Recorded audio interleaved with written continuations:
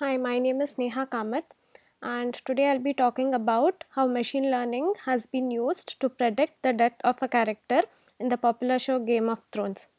This was a project carried out by a set of students in a university in Germany. So, the main motivation behind this problem was the Game of Thrones show is a very popular series and it is known for killing many characters, including the prominent ones.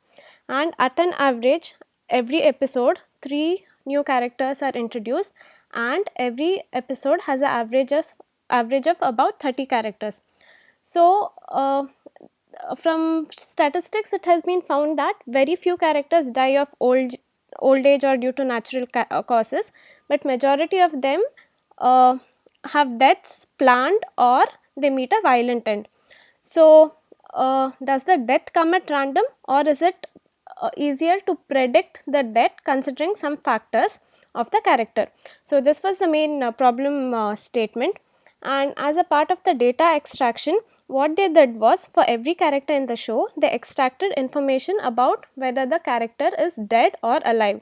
Then they also extracted other information about the character which describes the character's personality, and this resulted in about 30 features.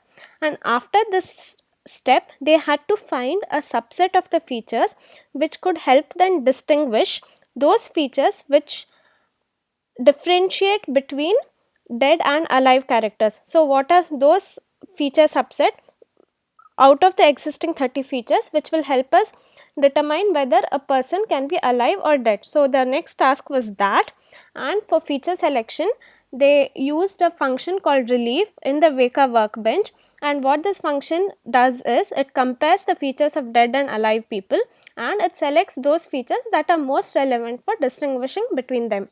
And they found out that few prominent features which could help distinguish between dead and alive characters were the character's appearance in the show, that is, in what time frame did the character appear in the show, the social group to which the character belongs, whether they were to the very noble ranks or were they lower in the class, and the gender, the marital status of the character, and whether the spouse of the character, if married, is dead or alive, and what is the current relation of the character to people who are already dead in the show, and the popularity score of the character. So, the popularity score was determined by the number of internal and outgoing links to the character, and they found out that any normalized popularity score which was greater than 0.34 was considered to be a popular character. And for the algorithm, they used a support vector machine learning algorithm with polynomial kernel. So, in its simplest form, support vector machine is an algorithm which is a binary classifier, and it classifies any instance into positive or negative, and by taking a margin as a metric, and margin is typically the distance between the hyperplane to the nearest positive or the negative example. But in this case, the function was not linear and it was polynomial, and they used a optimization algorithm which breaks the polynomial problem into smaller subsets and then solves the problem. So, in general, SVM was the algorithm used to, and the two classes were used for whether the character is dead or alive.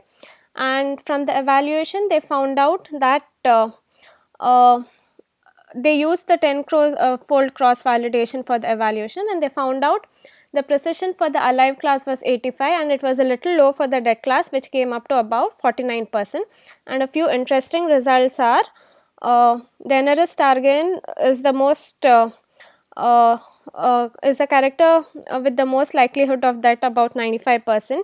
Then there's Arya Stark with 68%, Amory Lodge with 59 and Dunson with 86. So, you can go to the website to check the likelihood of death for all the characters in the show. And a few interesting statistics were there were more men than women in Game of Thrones by a factor of 2, and men tend to be more noble than belonging to the lower classes, and women are survivors and they are less likely to be killed off by men, and the likelihood of death for men is 33% and for women is 23%, and a few other statistics, and the reference is below. Thank you.